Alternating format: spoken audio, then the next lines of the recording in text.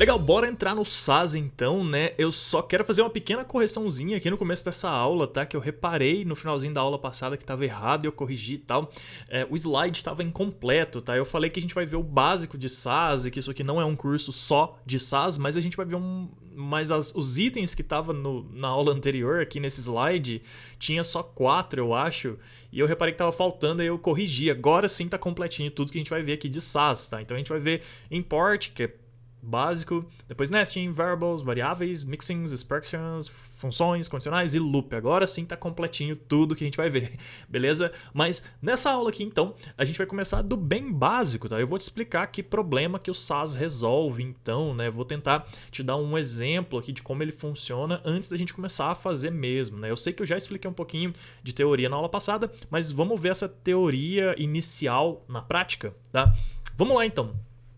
Eu tô com a pasta vazia aqui e eu vou criar só um arquivo aqui. Lembre-se primariamente, antes de fazer qualquer coisa, de ter baixado o LiveSAS Compiler, tá? E antes de qualquer coisa a gente tem que iniciar ele. Então vamos fazer o seguinte, tá? No meu caso, que eu estou usando o Mac, eu estou apertando Command, no seu que é o Windows aí vai ser o Control, né? Control. Então, Control ou Command Shift P. E aí você vai digitar LiveSAS Compiler.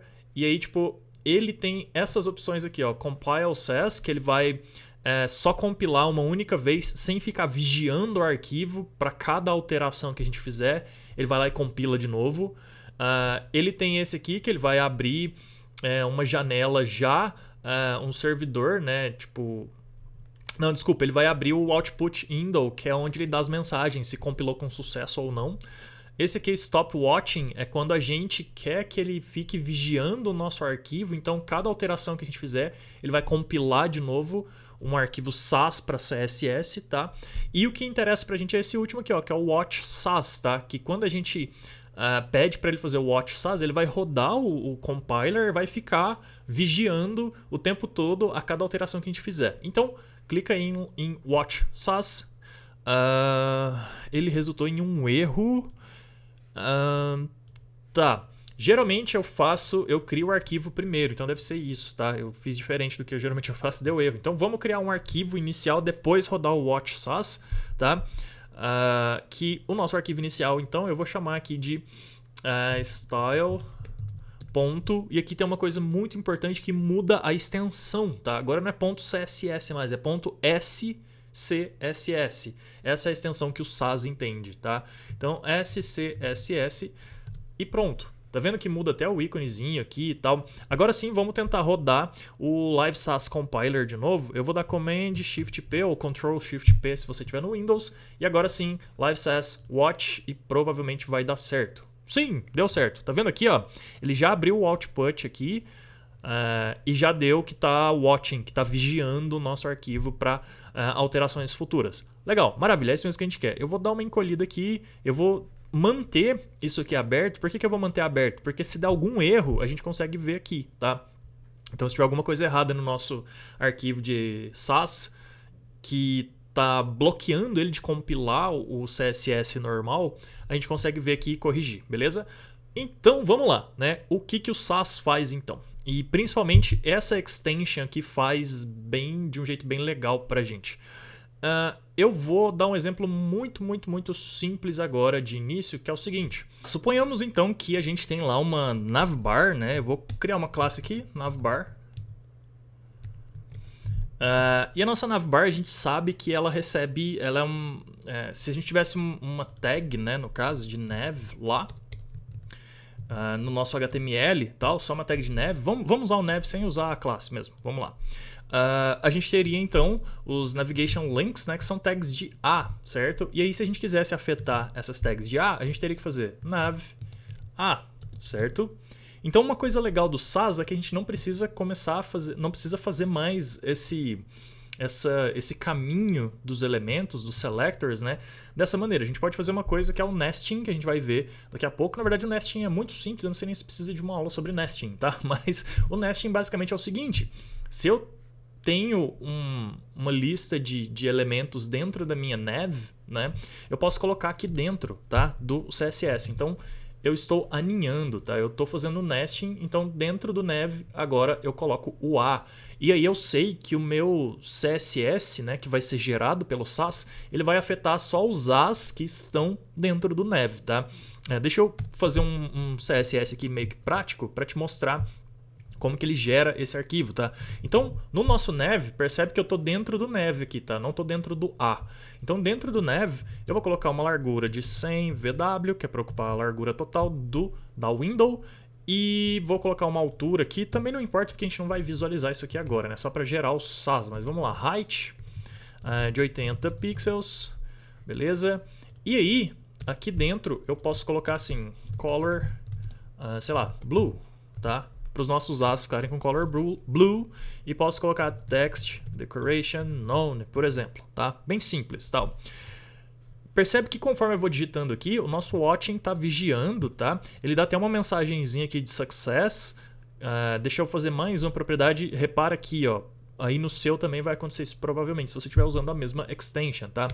Se eu colocar aqui font size 18 pixels e salvar, percebe que na hora que eu salvar ele vai dar um success aqui, ó. Salvei, success. Isso significa que ele compilou. Tá, Bruno, mas ele compilou o quê? E se você falou que esse código aqui, SCSS, não é lido pelo navegador, ele precisa ser compilado? Para onde que foi essa compilação? O que é essa compilação? Bom, se a gente abrir aqui de novo e der uma olhada aqui, olha só, não está aparecendo, mas ele compilou. Clica nesse refresh aqui se não estiver aparecendo. E olha aí, apareceu. Ele deveria ter aparecido já lá de cara, mas enfim, é só clicar no refresh. E é isso aqui que eu queria te mostrar, tá? Ele vai gerar um arquivo style.css baseado nesse cara aqui, tá? No nosso arquivo do SAS. E ele vai gerar esse map aqui. Esse map é como ele faz para pegar o que tem daqui e jogar no style.css. Então ele pega o que tem no SAS, mapeia e joga pro CSS. E se sofrer alguma mudança, ele usa esse mapeamento aqui, né, para ver o que mudou e atualizar o arquivo CSS, beleza? Se eu abrir aqui agora o style.css, olha só que legal. A gente tem nav separado aqui, né? Então ele vai pegar só o que a gente colocou no nav, olha só o que a gente colocou aqui, ó. Só que o nesting que está aqui dentro do nav, ele gerou uma nova propriedade aqui, ó, nav a, beleza? E isso já é muito, muito, muito legal, tá? Essa extension aqui, ela trabalha de uma forma muito legal pra gente, que ela consegue até resumir algumas coisas pra gente, que eu vou te dar um exemplo. Na hora que a gente for falar de mixins, vai ficar mais claro, tá? Mas só para dar um exemplo agora, eu vou fazer o seguinte, eu vou pegar uma propriedade aqui que ela ainda não serve para todos os navegadores, então a gente tem que colocar umas flagzinhas que são aquelas underline que a gente que são aquelas, por exemplo, hífen, mos, e aí tá vendo que ele já sugere algumas. Vamos pegar o animation mesmo? Não, vamos pegar alguma outra aqui. Deixa eu ver alguma que fica legal. Pode ser o transform, vai. Então, o transform não está nativo para todos os navegadores, então a gente precisaria colocar essas flagzinhas. Se eu colocar só aqui, ó, no nav, vamos colocar no A, vai. Transform. E aí a gente pode colocar scale, sei lá. Scale 1.2, por exemplo. Qualquer coisa aqui, né? Só para a gente exemplificar mesmo.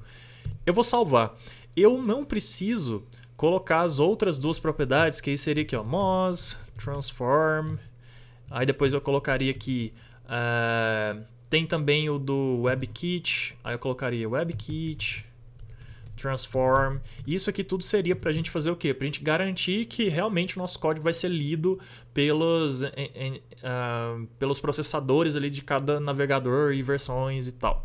Tá? A gente não precisa fazer isso aqui, a gente não precisa ficar colocando esse código a mais, escrevendo mais linhas de código, porque quando eu salvo isso aqui, o SAS, né, e eu acredito que especificamente esse plugin aqui, essa extension, faz isso pra gente. Então se a gente olhar aqui, olha só, ele adicionou o WebKit. Ele nem adicionou o Mozilla, então provavelmente não, ele sabe que não precisa, tá? Então isso aqui é mais uma mão na roda que essa extension e o SAS faz pra gente, legal? E além disso aqui, tá? Tem muito mais coisas que a gente vai ver agora, daqui para frente nas próximas aulas. Eu queria só te dar uma visão mesmo, um primeiro contato com o SAS para você entender Isso aqui é o básico que ele resolve pra gente, tá? Que é a questão do nesting e da gente ter código que a gente precisa escrever uma vez só e ele já gera pra gente o que mais é necessário ali de flagzinhas, né? De WebKit, Mozilla e tudo mais, beleza? Bom, então para essa primeira aula, para esse primeiro contato com o SAS, é isso. A gente vai ver muito mais coisas daqui para frente. Eu só queria realmente te mostrar como que ele faz, como que ele compila, como que ele gera um próximo arquivo, né, que é o nosso arquivo final do style CSS. E aí, lá no final das contas, lógico, é esse arquivo aqui, style.css, que você vai usar no seu projeto final, beleza? E a gente consegue escrever um código mais limpo, mais programático e tal, e a gente vai ver um monte de coisas. Se você olhar aqui no slide, a gente tem funções, condicionais, loop, e a gente vai ver tudo isso a partir das próximas aulas. Então, te vejo na próxima aula. Valeu!